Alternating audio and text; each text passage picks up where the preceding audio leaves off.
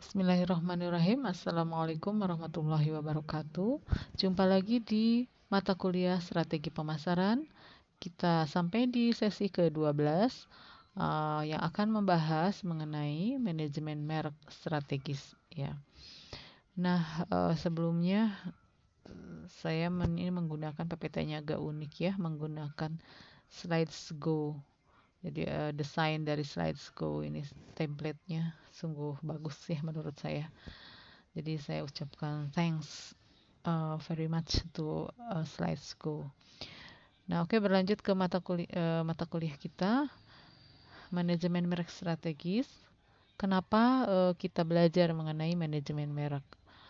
Nah, manajemen merek ini apa pentingnya? Apakah merek itu hanyalah sebuah nama atau apalah arti sebuah nama? Gitu. Nah, merek itu adalah bisa dikatakan nama dalam tanda kutip ya. Tapi apakah sesuai dengan yang disebut oleh sebuah pepatah, apalah sebuah nama gitu, atau apalah sebuah artinya sebuah merek. Nah, di dalam marketing kita akan tahu bahwa merek atau nama dari suatu produk kita ya, tapi tidak hanya nama ya, nama dalam arti luas itu sangat penting ya, sangat penting. Bahkan eh, memiliki kekuatan yang tinggi pengaruhnya terhadap laba dari sebuah perusahaan. Bahkan ini ada hasil penelitian di lapangan bahwa kekuatan brand atau merek itu bisa mempengaruhi sampai 10% terhadap perubahan harga saham ya.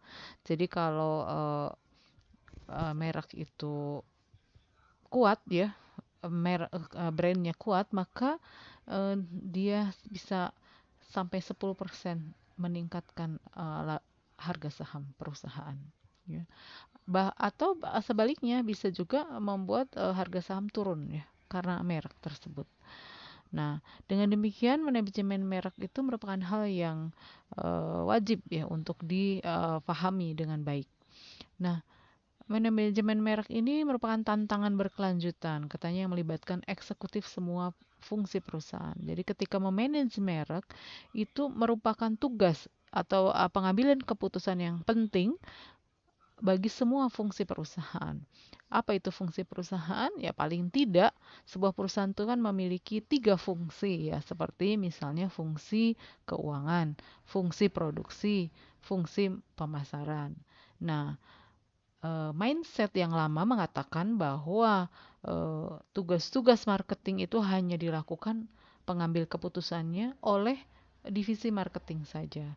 Tetapi orientasi dari atau mindset dari eh, marketing yang baru ya, ilmu marketing yang baru bahwa ternyata ilmu marketing selain ujung tombak dari perusahaan juga akan terkait terhadap di fungsi-fungsi perusahaan yang lainnya. Jadi itu bukan hanya tanggung jawab dari bagian marketing ya, terkait semuanya sebagai sesuatu yang sebagai suatu tantangan ya yang harus dijawab bersama-sama oleh seluruh fungsi perusahaan secara berkelanjutan gitu ya. Nah, ini kita melihat bahwa ada contoh perusahaan yang sukses dengan brand manajemennya ya. Nih ada Pepsi di sini. Pepsi memiliki 16 merek yang masing-masing menyumbang 1 miliar dolar per tahun. Nah, ini sungguh banyak ya sumbangan yang diberikan atau kontribusi yang diberikan oleh masing-masing merek ya. Jadi dari 16 merek itu semuanya paling tidak gitu, senilai 1 miliar dolar per tahun. Atau contoh lainnya adalah Coke ya dengan lebih dari 500 merek minuman non-alkohol. Nah, Coke ini punya 500 merek ya, padahal kan perusahaannya sama, satu. Kenapa tidak membuat satu merek misalnya? Atau kenapa membuat merek yang apa memiliki merek perusahaan yang sama gitu. Nah, ini akan terkait dengan bagaimana brand manajemennya atau manajemen mereknya. Maaf ya di sini Ibu menggunakan istilah yang mungkin berbeda-beda, tapi brand management ada juga yang bilang manajemen merek, tapi ada juga yang mengatakan bahwa merek dengan brand itu berbeda ya. Nah, jadi brand itu lebih dari sekedar mengatakan merek gitu. Jadi Perusahaan lain contohnya Pepsi telah menempatkan merek Aquafina di posisi terdepan di pasaran air kemasan. Nah, tapi ini di mana ya? Kita di Indonesia mungkin tidak ada. Tapi ini di pasar luar negeri ya mancanegara ada mungkin merek Aquafina. Nah, saya juga belum tahu ini. Ya. Nah, bahwa merek ini adalah merek yang terdepan di pasaran air kemasan ya. Kalau di kita kan Aqua ya. Nah, ini adalah punya Pepsi. Jadi kemampuan dia memanajemen merek yang unggul itulah yang membuat merek-merek dia itu memiliki posisi terdepan. Kemudian McD mengalahkan kenaikan saham S&P 500. Nah, ada perusahaan mungkin ya namanya S&P 500 rata-rata sebesar 20% per tahun. Karena apa? Karena dia punya kemampuan brand management yang sukses. Kemarin di strategi produk kita sudah tahu bahwa definisi dari suatu produk itu apa. Nah, ini ada juga uraian ya dari Craven and Pearce tahu di bukunya di tahun 2013 di halaman 255 bahwa produk itu dimaksudkan untuk memenuhi kebutuhan pembeli di pasar produk. Jadi produk itu adalah segala sesuatu yang dimaksudkan untuk memenuhi kebutuhan pembeli di pasar produk. Bisa terdiri dari objek, layanan, organisasi, dan lain-lain, dan dapat berwujud atau tidak berwujud. Saya kira ini hampir sama ya dengan definisi produk yang kemarin kita bahas. Sedangkan merek atau brand menurut Craven dan Pearce ya. Kenapa saya di sini ada brand atau merek? Karena kalian supaya tidak bisa menggunakan brand atau merek ya. Ini karena istilah di dalam bahasa Indonesianya brand itu tetap merek ya. Sehingga ada definisi brand atau merek produk yang ditawarkan oleh perusahaan tertentu. Jadi produk ditawarkan oleh perusahaan tertentu yang memiliki nama tertentu gitu ya.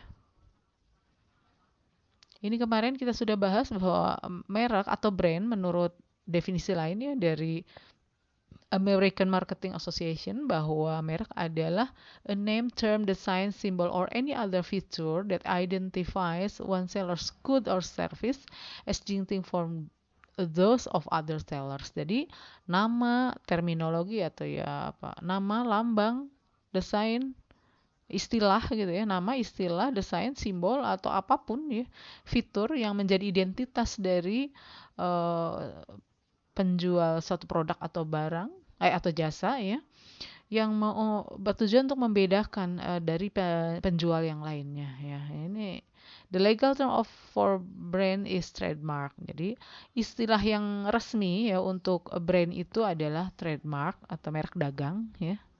Istilah dagang merek dagang. A brand may identify one item, a family of items, or all items of the seller. Jadi brand itu mungkin diidentifikasi berdasarkan satu item ya, atau family dari item tersebut, atau seluruh item dari penjual tersebut. Ya. If used for the firm as a whole of the preferred term is trade name. Nah, kalau digunakan untuk perusahaan ya, nama digunakan untuk perusahaan sebagai satu istilah yang dipilih gitu ya, itu maka disebut dengan nama trademark ya. Trade name, sorry maaf, nama dagang. Jadi kalau itu digunakan untuk perusahaan itu disebut nama dagang. Kalau disebut untuk jasa dan produknya maka dia disebut dengan merek dagang gitu ya.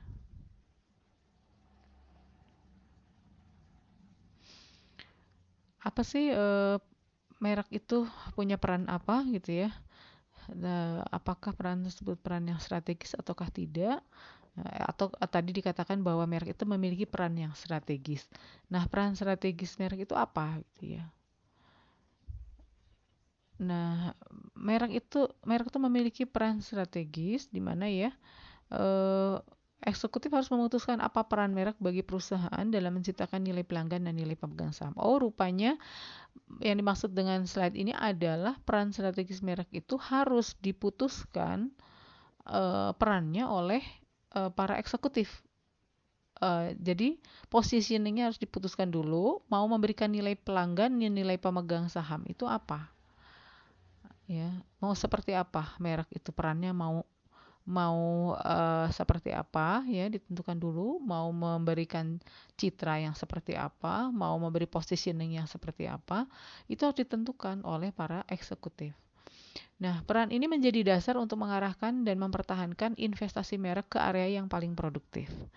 Nah, dari sini, dari keputusan strategis oleh para eksekutif ini ya mengenai peran merek bagi perusahaan mau berperan sebagai apa ya, maka itulah yang menjadi dasar ya, mau kemana investasi merek ini dilakukan.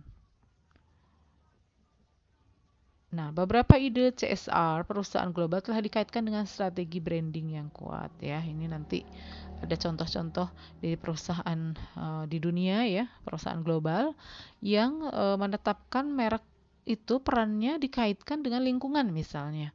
Sehingga dia memiliki ternyata ya dia memiliki branding yang kuat di masyarakat ya, atau di masyarakat dunia terutama. Jadi masyarakat dunia yang memiliki mungkin nilai-nilai lingkungan hidup misalnya. Nah, ini sudah memberikan bukti konkret ya bahwa merek yang diberikan peran atau diberikan apa namanya ya branding yang kuat gitu, dikaitkan dengan ide-ide tertentu ya, itu bisa meningkatkan tadi kinerja keuangan tadi ya, misalnya nilai sahamnya gitu.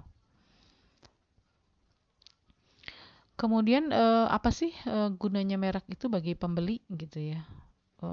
Apakah merek ini hanya bermanfaat untuk perusahaan saja, ataukah bagi kita sebagai pembeli ya merek itu juga memiliki peran gitu.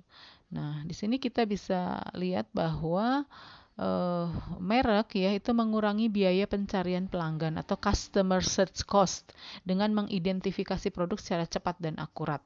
Nah, contohnya misalnya ketika kita sudah mengenal satu produk dengan merek tertentu, kita kan nggak perlu lagi mencari tahu ya.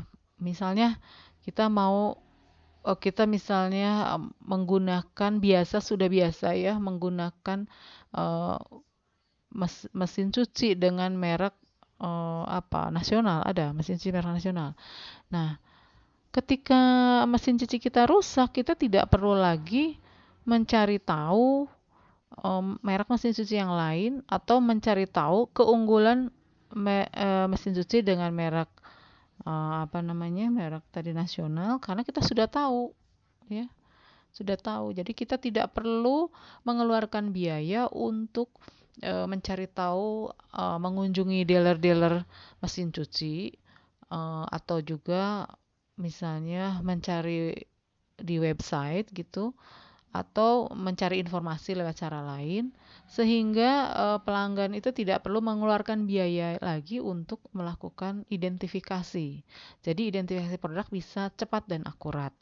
Saya tahu persis kekurangan dan kelebihannya dan bagaimana bandingannya dengan produk dengan merek yang lain ya. Kita sudah kenal betul dan pembeli setuju dengan harga tertentu untuk mendapatkan keunggulan dan mungkin ada beberapa fitur yang kurang disukai oleh pelanggan, tetapi pelanggan sudah merasa cukup sesuai gitu dengan apa namanya dengan fitur produknya atau dengan uh, apa kinerja produk tersebut gitu ya.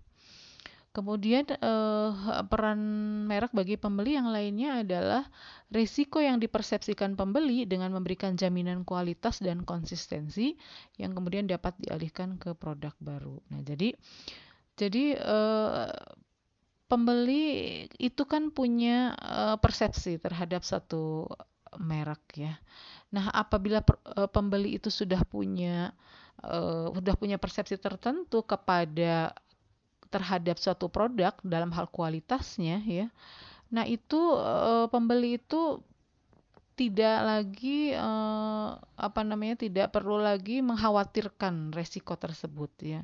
Sehingga dapat dialihkan ke produk baru. Jadi ya ini resiko yang dipersepsikan pembeli itu kan kita kan khawatir terhadap resiko dari membeli suatu barang. Kita dulu mungkin kalian pernah tahu bahwa Pembeli itu punya beberapa persepsi yang dikhawatirkan, seperti resiko tidak berfungsinya satu produk setelah dibeli ya. Misalnya, apakah ketika kita membeli produk itu akan berfungsi dengan baik sesuai dengan yang kita harapkan. Nah, itu adalah resiko-resiko yang dikhawatirkan oleh pembeli. Kemudian itu disebut dengan resiko fungsional. Kemudian pembeli juga mengenal yang disebut dengan atau memiliki persepsi terhadap yang dinamakan resiko finansial. Apakah saya ini sudah membeli mahal-mahal, jangan-jangan ada biaya lain yang harus saya keluarkan karena saya memilih produk tersebut. Nah, itu adalah resiko finansial. Di depan saya sudah bayar sekian-sekian, ternyata setelah saya membeli produk tersebut, di tengah jalan ada biaya lagi yang harus dikeluarkan gitu. Nah, itu adalah resiko yang dipersepsikan oleh pembeli. Nah, hal-hal seperti itu dengan mengenal mereknya sudah punya sudah punya pengetahuan atau pengalaman pembelian, maka pembeli sudah tidak lagi memikirkan resiko tersebut. Kemudian ada resiko sosial dan psikologis yang terkait dengan memiliki dan menggunakan produk yang salah dalam tanda kutip ya, dengan memberikan imbalan psikologis untuk membeli merek yang melambangkan status dan prestise. Nah, ini maksudnya ada resiko sosial dan psikologis yang terkait dengan memiliki dan menggunakan produk yang salah. Nah, seandainya pembeli itu tidak tahu ya atau tidak mengenal produk, maka dia punya kekhawatiran. Jangan-jangan ketika saya menggunakan produk ini ada resiko sosial, misalnya dipandang sebagai orang yang kampungan, misalnya maaf ya, dipandang sebagai orang yang kampungan karena menggunakan produk tersebut. Nah, apabila dia sudah punya persepsi terhadap suatu merek ya, atau merek punya kekuatan merek di mata pembeli, maka resiko tersebut pembeli bisa hindarkan karena pembeli sudah mengenal merek yang akan dibelinya. Karena merek itu bagi pembeli itu bisa melambangkan status dan prestise ya. Jadi apakah saya ini punya status sosial yang tinggi atau tidak jika membeli merek tertentu ya.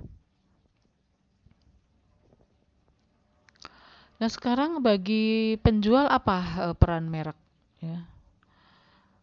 Memfasilitasi pembelian berulang yang meningkatkan kinerja keuangan perusahaan. Karena merek memungkinkan pelanggan untuk mengidentifikasi kembali produk dibandingkan dengan alternatifnya.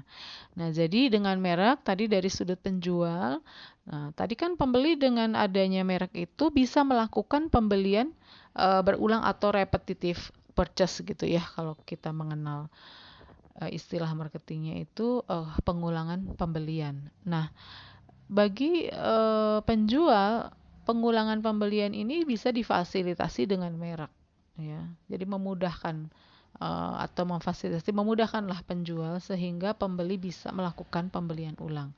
Nah, tentu saja akibatnya itu akan meningkatkan kinerja keuangan perusahaan. Jadi pelanggan mudah mengidentifikasi kembali produk yang akan dibelinya tanpa perlu membanding-bandingkan lagi dengan produk yang lain. Yang kedua, pengenalan produk baru, karena pelanggan sudah familiar dengan merek dari pengalaman membeli sebelumnya. Oh, jadi bagi penjual itu merupakan memudahkan apabila mau mengenalkan produk baru ya. Jadi tidak perlu lagi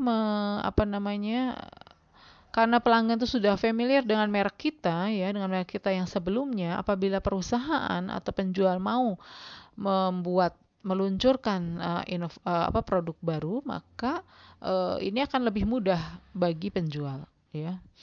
Kemudian efektivitas promosi dan memberikan titik fokus ya. Kita ini sudah jelas ya kalau efektivitas promosi. Kalau nggak ada namanya mau mempromosikan kan susah ya. Yang mana ini maksudnya gitu kan, dan lebih fokus. Penetapan harga premium dengan menciptakan tingkat diferensiasi dasar dibandingkan dengan pesaing. Nah, jadi dengan adanya merek ini memungkinkan bagi penjual untuk menetapkan harga yang premium, ya, harga yang lebih menguntungkan, yang lebih mahal lah gitu ya.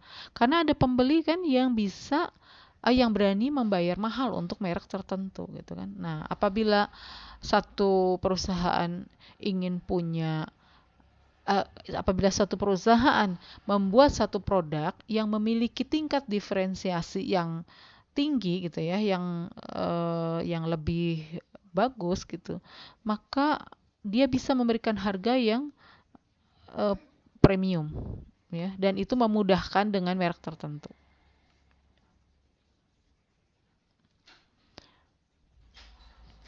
Atau jika misalnya tingkat diferensiasinya dasar ya dibandingkan dengan pesaingnya, tapi dia bisa saja menetapkan harga premium ya kan dengan merek tertentu. Misalnya mereknya atau diferensiasinya sama, tetapi diferensiasinya tidak terlalu beda gitu ya. Ada perbedaan sedikit saja.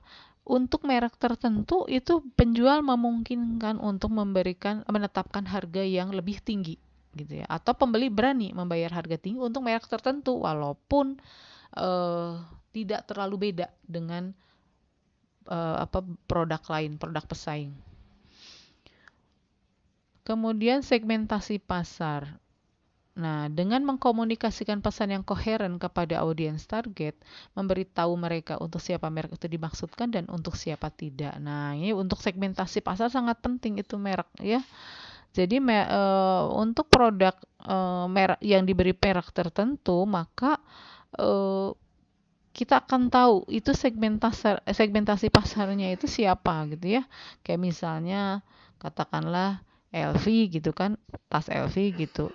Kita kan tidak punya buat saya ya tidak punya pikiran untuk membeli tas itu ya karena sangat mahal dan saya tidak saya tahu persis bahwa itu iklan-iklannya atau promosinya tidak ditujukan untuk saya misalnya karena saya bukanlah segmentasi pasar mereka gitu ya. Loyalitas merek. Nah, yang sangat penting dalam kategori produk di mana pembelian setia merupakan fitur penting dari perilaku membeli. Jadi sebuah perusahaan kalau sudah punya pembeli setia itu adalah suatu hal yang sangat penting gitu dalam berbisnis. Nah, sehingga apabila satu perusahaan bekerja keras, berjuang untuk menciptakan satu merek dan kemudian mampu membuat mampu membuat pelanggan untuk loyal terhadap merek mereka itu adalah satu prestasi yang paling uh, bagus lah di dalam berbisnis ya. Jadi itu loyalitas merek ya. Orang kalau sudah loyal terhadap mereknya, penjualnya enak banget gitu ya. Jadi tidak akan sia-sia apabila peran mereknya ini berjuang di dalam hal merek, kemudian suatu saat mencapai satu ke prestasi di mana pelanggan memiliki loyalitas terhadap merek penjual atau pebisnis, maka itu ada satu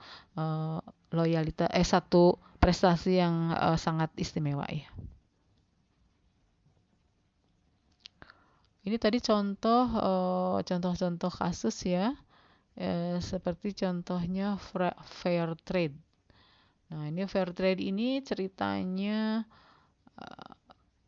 ini kisah suksesnya adalah dia berkaitan dengan petani di negara berkembang. Jadi memberikan harga minimum untuk tanaman mereka. Jadi fair trade ini kelihatannya memberikan kesan ya, mampu menciptakan ekuitas merek yang di dalamnya memberikan kesan bahwa dia bekerja sama dengan petani. Produk-produknya itu bekerja sama dengan petani dan mendukung petani di negara berkembang. Dan dia punya kebijakan harga minimum, berarti kan dia membeli tinggi untuk para petani, untuk produk dari petani ya. Dari hasil panen petani itu memberikan harga yang tinggi gitu kan. Jadi harga minimum itu adalah harga paling sedikit berapa gitu, tidak menjatuhkan harga petani. Nah, dengan kekuatan merek seperti itu atau peran merek seperti itu, dia mendapatkan pertumbuhan pendapatan yang mengesankan bahkan selama periode penurunan ekonomi. Jadi walaupun keadaan ekonomi lagi turun gitu ya, lagi lesu, tetapi pendapatannya sangat bagus, tumbuh dengan sangat baik gitu ya. Nah, ini adalah salah satu strategi di mana dia mengkaitkan produknya dengan dengan petani gitu ya, petani di negara berkembang yang mungkin dikenal sebagai petani yang lemah dari sudut bargaining posisinya, di sudut tawarnya lemah. Sehingga dengan begitu dia memberikan kesan yang baik terhadap mereknya ya, Fairtrade ini. Nah, Walmart dan Unilever mengandalkan Rainforest Alliance untuk membantu mereka mensertifikasi kopi dan teh yang mereka jual untuk meyakinkan konsumen dengan masalah lingkungan. Nah, ini eh Walmart dan Unilever ini sejalan dengan Fairtrade gitu ya, bahwa kopi dan teh yang saya jual ini gitu, itu adalah kopi yang peduli terhadap lingkungan. Jadi diolah dengan cara-cara yang tidak merusak lingkungan. Nah, dengan begitu dia mampu gitu ya menjual harga premium terhadap kopi dan teh yang mereka pasarkan gitu ya. Itu contoh-contohnya. Kemudian dalam mengelola manajemen merek ini ada juga tantangannya ya, yaitu tekanan persaingan harga ya.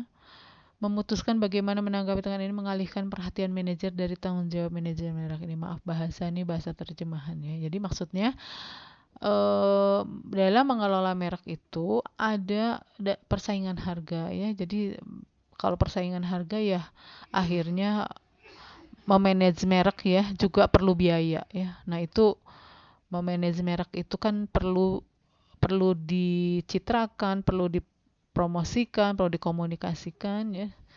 Ya, itu memerlukan biaya semua ya. Nah, ini dengan adanya persaingan harga ya menjadi sulit ya untuk lebih sulit ya, lebih sulit untuk memberikan apa namanya merek yang kuat gitu.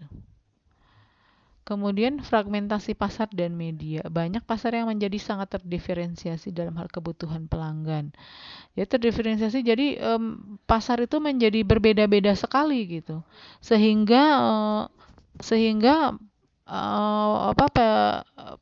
manajer atau pengusaha ketika mau mengelola mereknya, mau memberikan branding ya terhadap mereknya itu, pasarnya kan harus lebih mudah kalau sama gitu ya. Kalau terdiferensiasi menjadi berbeda-beda, menjadi agak sulit memberikan kekuatan gitu ya. Begitu juga media. Nah, kan. Untuk iklan dan promosi penjualan menjadi sangat mahal karena berbeda-beda medianya itu ya, ditujukan untuk pasar yang terdiferensiasi sehingga medianya juga menjadi terdiferensiasi juga gitu ya. Kemudian tantangannya adalah hubungan merek yang kompleks. Nah, apabila misalnya manajer ya mau meluncurkan satu merek yang lain ya selain merek inti, itu hubungan antar mereknya harus jelas. Nah, tapi kalau semakin banyak merek tambahan ya merek lainnya selain merek inti yang diciptakan, maka merek itu menjadi hubungannya kompleks. Nah, ini yang perlu strategi yang lebih baik lagi seperti apa supaya tidak malah membuat pelanggan menjadi jadi bukan pelanggan, merek itu menjadi tidak kuat lagi identitasnya gitu ya. Kira-kira seperti itu. Bias versus inovasi. Kepuasan merek dapat mengakibatkan kegagalan untuk berinovasi. Ya, jadi kalau pelanggan sudah puas sekali dengan merek kita, ya kita menjadi harus berhati-hati dalam melakukan inovasi. Ya, bisa saja inovasi yang kita lakukan ini malah membuat kanibalisme untuk produk yang sudah ada. Jadi, kita menciptakan inovasi yang baru terhadap merek yang sudah sangat dicintai atau sangat loyal pembeli kita, ternyata malah pindah ke tempat yang lain, meninggalkan merek yang sudah ada gitu. Ya, itu berarti harus berhati-hati gitu ya, jangan sampai kanibalisme. Kanibalisme itu memakan gitu ya. Jadi pelanggan untuk produk yang baru itu malah berasal dari pelanggan merek yang lama. Jadi itu tidak ada gunanya ya kalau kayak begitu. Harusnya kan memunculkan pelanggan baru gitu. Merek yang baru munculkan pelanggan yang baru, bukan hanya memindahkan pelanggan yang lama ke produk yang baru atau merek yang baru ya. Nah, karena kenapa inovasi ini kan mengeluarkan biaya yang tinggi ya untuk riset-risetnya dan sebagainya. Nah, kalau hanya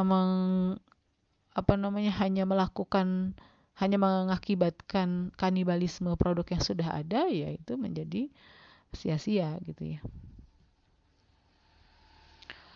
Tekanan untuk berinvestasi di tempat lain. Merek yang kuat dapat menimbulkan rasa puas diri dan menyebabkan manajemen mengalihkan sumber daya ke inisiatif yang baru.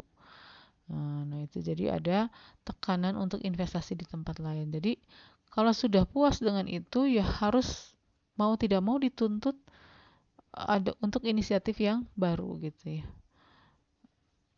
Ya, itu jadi seringkali tantangannya itu adalah kita harus manajer harus berinvestasi di tempat lain lagi, jangan langsung merek, karena merek itu sudah kuat, jadi ya sudah merek itu aja yang dikelola dan tidak mengembangkan diri gitu ya.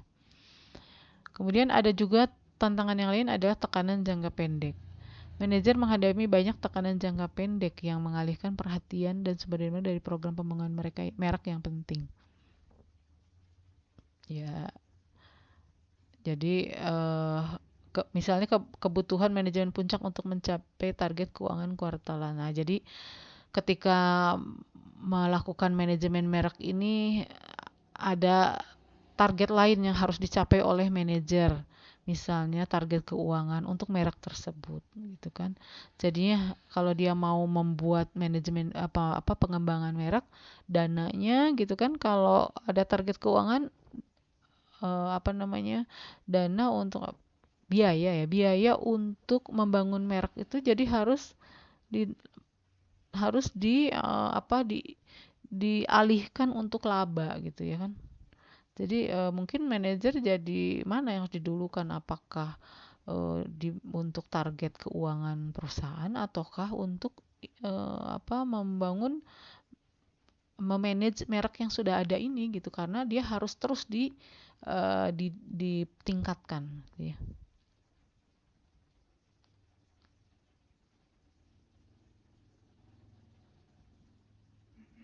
Nah, manajemen merek yang strategis ya.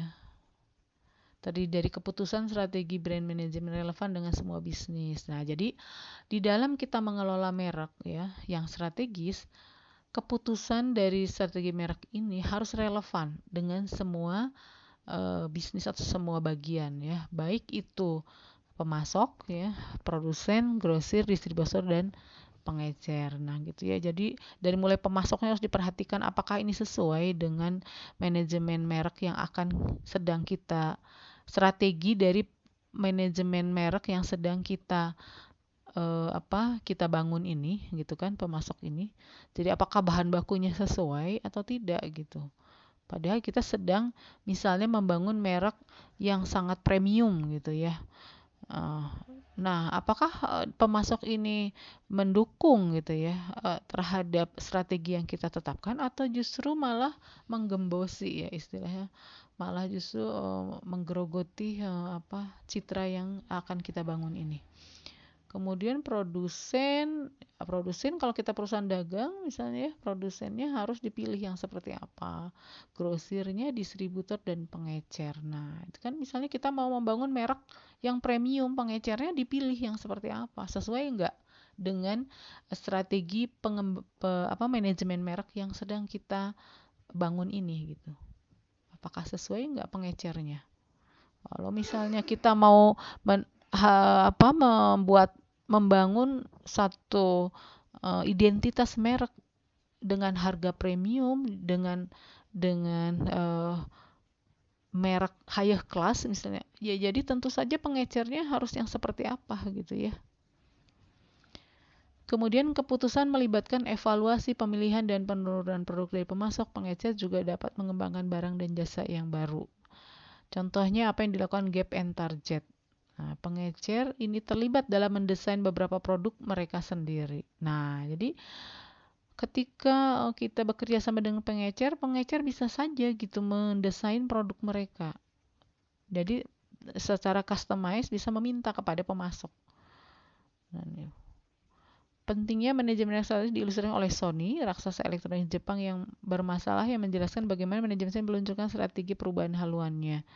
Tantangan utamanya adalah inovasi yang didorong oleh nilai pelanggan. Nah, ini seperti yang dilakukan oleh Sony gitu ya. Sony juga walaupun manajemen mereknya dari awal punya keputusan sendiri, tetapi dia bisa saja dengan melihat dengan melihat pelanggan ya kemana arahnya, dia melakukan perubahan ya, strategi perubahan. Nah, itu sangat memungkinkan. Manajemen merek strategis terdiri dari beberapa inisiatif ya, maksudnya pada gambar ini kita bisa tahu bahwa ada beberapa hal yang harus dilalui ketika melakukan manajemen manajemen merek ya, menentukan strategi manajemen merek. Yang pertama adalah melakukan analisis merek secara strategi analisis merek, kemudian brand equity measurement and management. Setelah melakukan analisis terhadap merek ya, strategi analisis merek, juga harus melakukan jangan lupa melakukan pengukuran ya, pengukuran ekuitas merek ya, manajemen dan pengukuran ekuitas merek. Jadi pertama adalah dianalisis dulu, baru kemudian lakukanlah manajemen dan pengukurannya. Nah, ini dilakukan dengan tahapan strategi mengidentifikasi produk, merek, strategi mengidentifikasi merek. Jadi merek yang sudah kita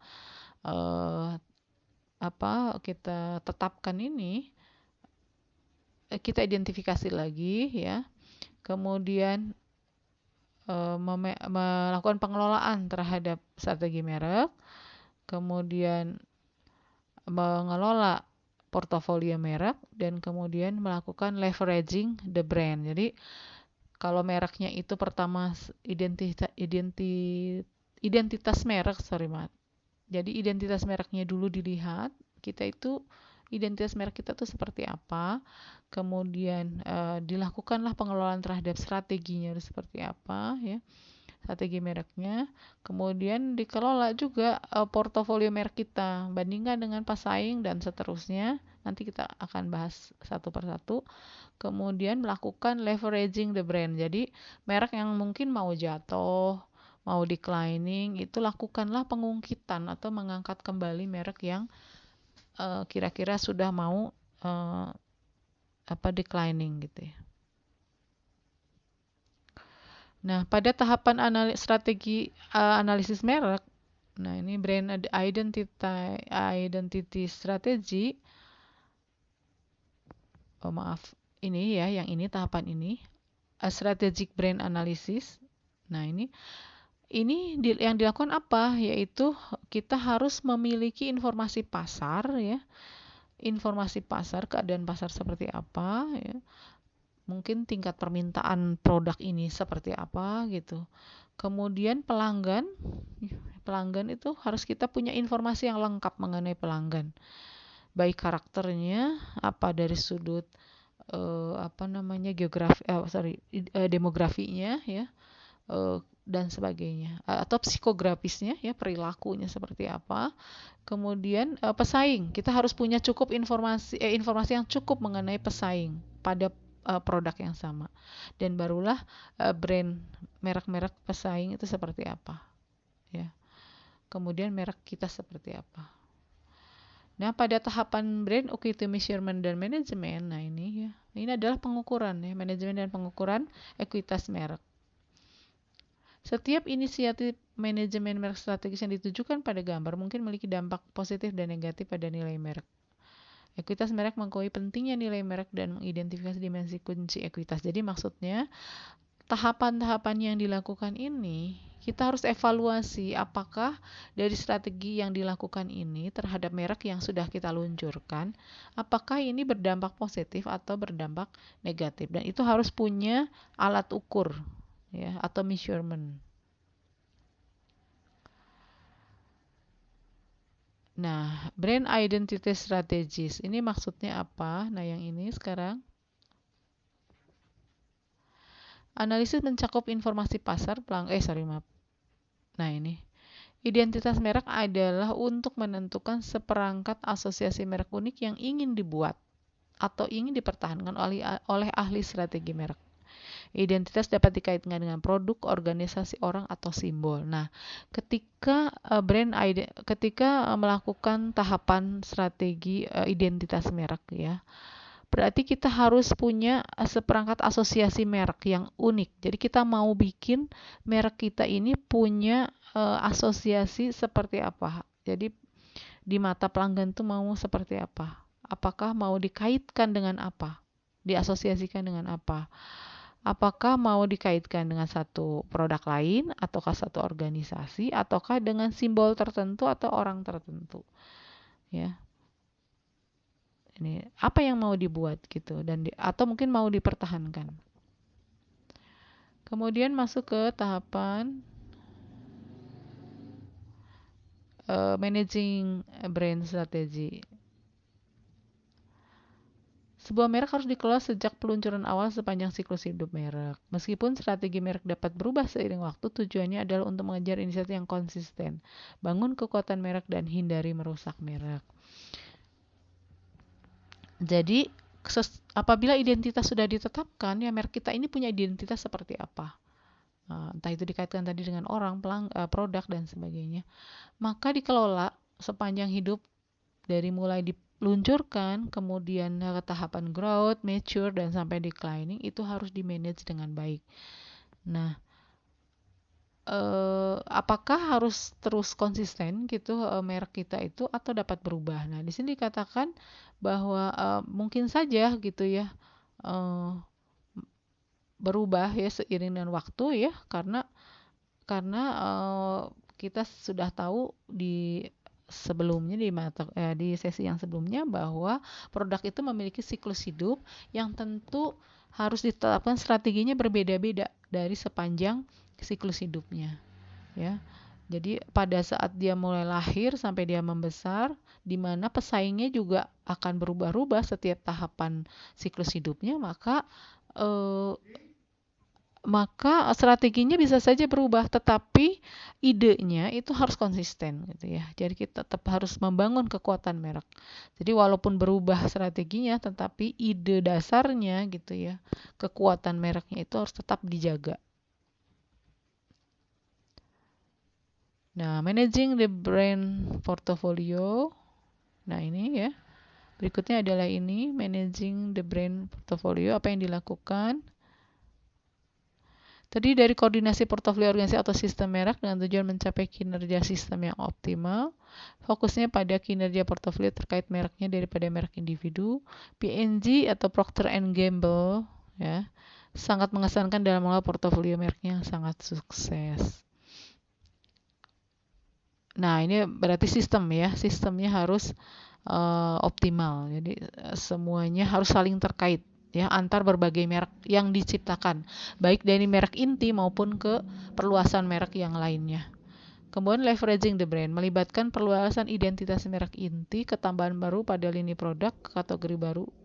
Nah, jadi leveraging itu adalah apabila merek sudah kelihatannya merek intinya mau melakukan perluasan merek ya, extension the brand. Misalnya perusahaan mau membuat satu produk yang dalam satu lini produk, misalnya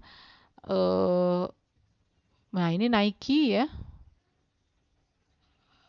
Nike ingin memanfaatkan merek alas kaki ke dalam pakaian. Jadi tadinya kan Nike merek alas kaki kan, sepatu gitu kan, kemudian kaos kaki, tapi dia mau membuat satu pakaian dengan merek Nike juga. Nah, ini adalah dalam rangka meleverage merek, jadi supaya lebih kuat lagi mereknya ya. Tentu saja pakaian ini pakaian yang sesuai dengan lini produknya ya, yaitu pakaian yang semuanya untuk olahraga gitu kan, alas kakinya dan pakaiannya untuk olahraga misalnya gitu, yang untuk kategori olahraga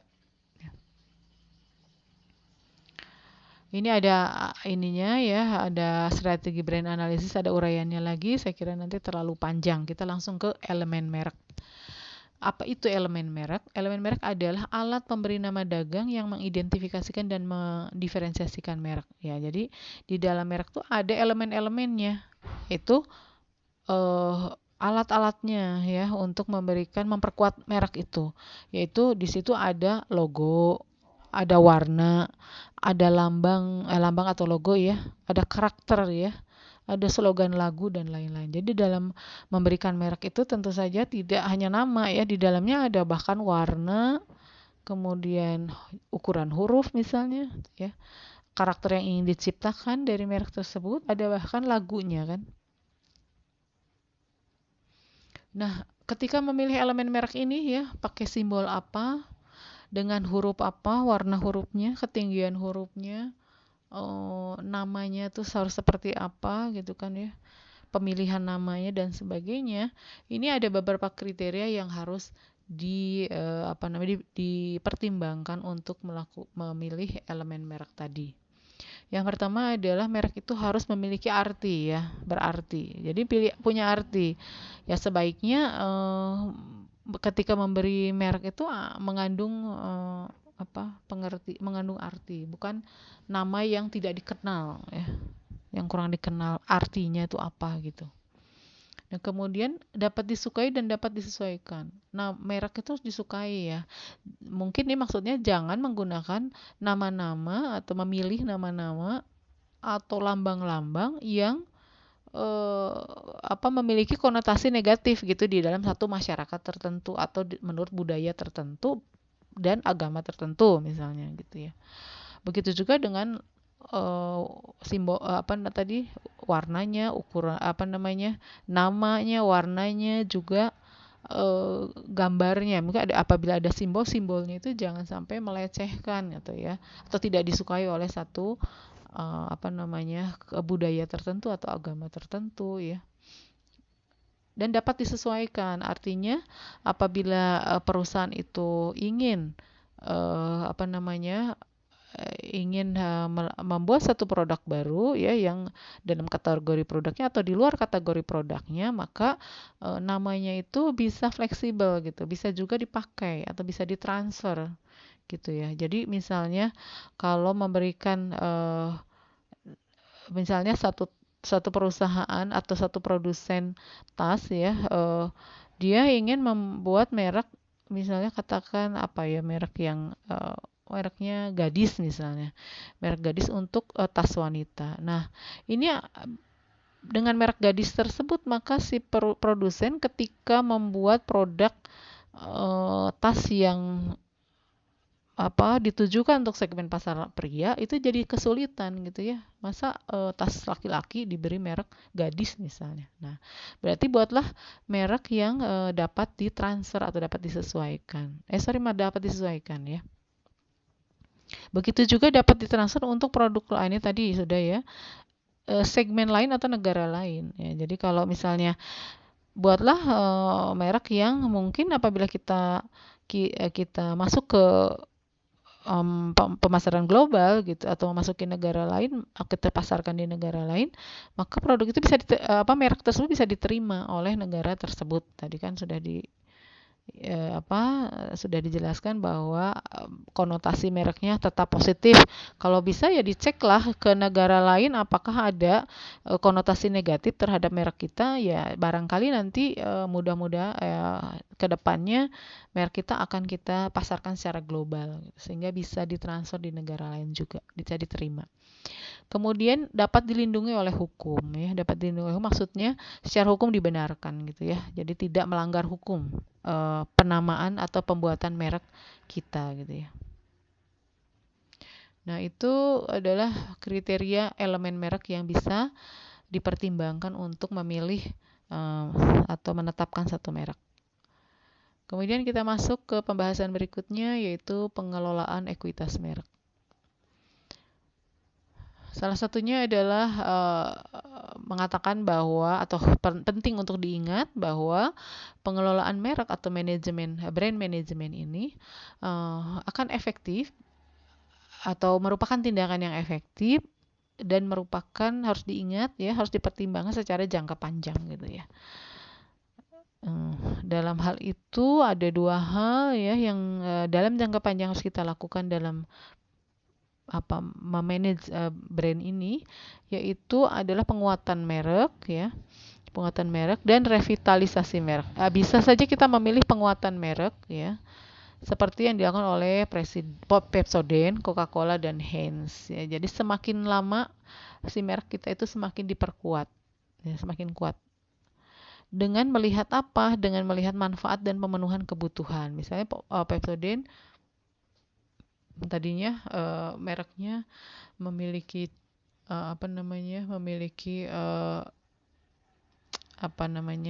jadi Pepsodent itu kan dikenal oleh kita sebagai merek untuk kesehatan gigi gitu ya, kesehatan gigi dengan perlindungan terhadap email gigi gitu ya.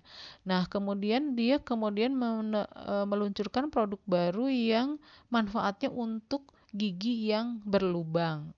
Kemudian untuk gigi yang sensitif. Nah, ini adalah pemenuhan kebutuhan yang dilakukan oleh Pepsodent semakin hari semakin kuat ya. Makanya merek Pepsodent sangat kuat untuk gigi gitu ya, untuk kebutuhan gigi pelanggan gitu ya.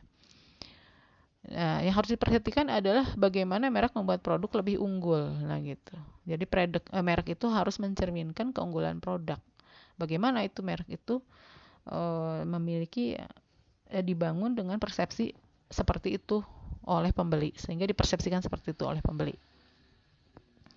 Kemudian kadang-kadang dalam jangka panjang ya ada yang dinamakan dengan revitalisasi merek. Ya, apa itu revitalisasi merek? Ya, ini adalah perubahan positioning karena perubahan selera dan preferensi konsumen, pesaing dan teknologi baru dan perkembangan lainnya.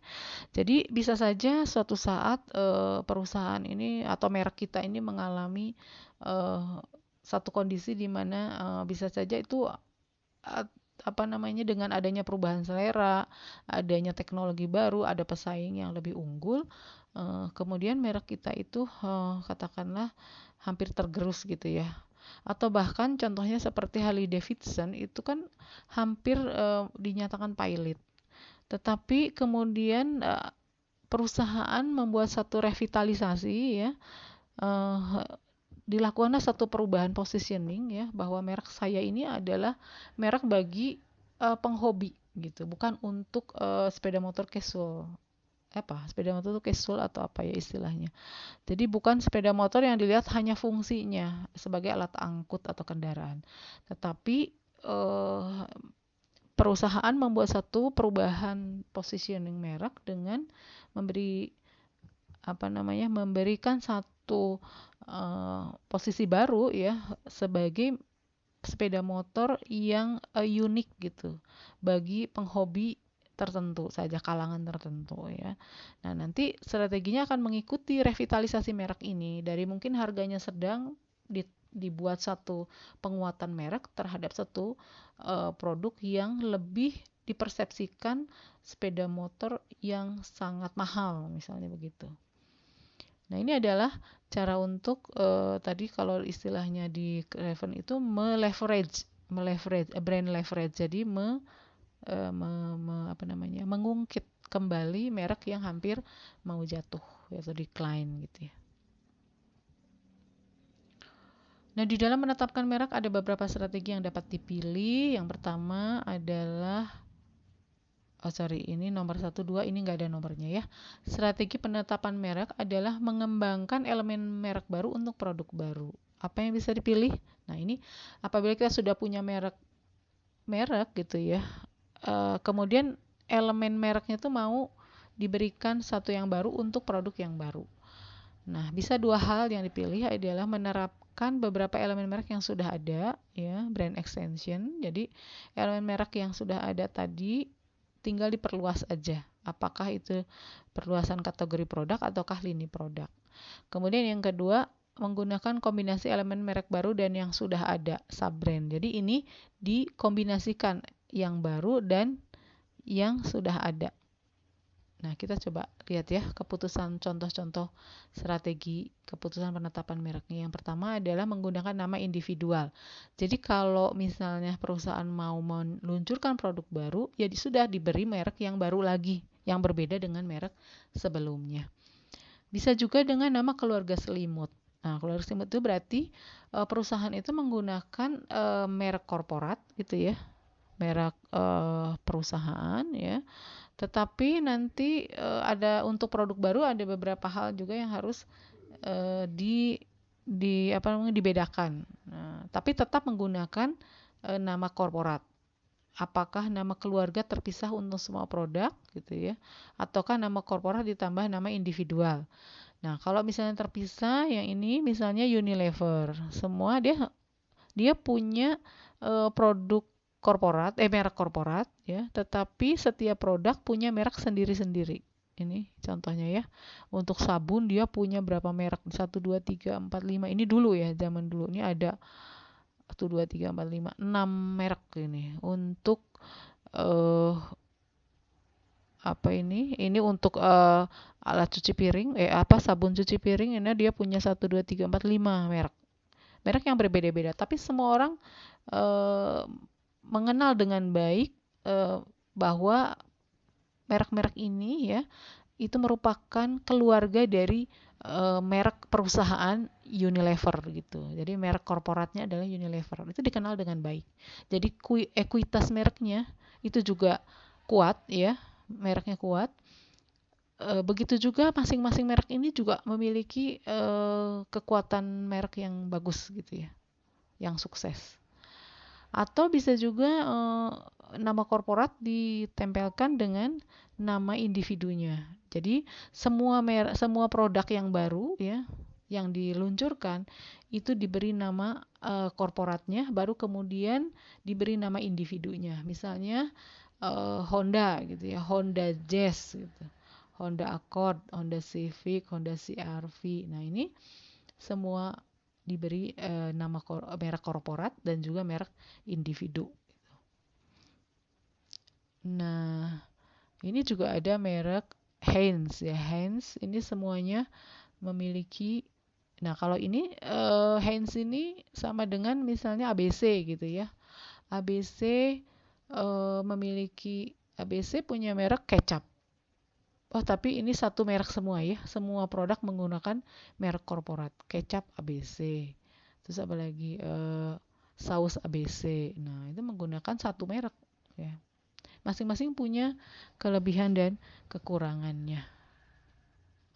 Nah, demikian saya kira materi untuk sesi ke-12. Selamat menyimak dan selamat belajar dan menambah ilmu dari sumber-sumber yang relevan. Demikian, assalamualaikum warahmatullahi wabarakatuh.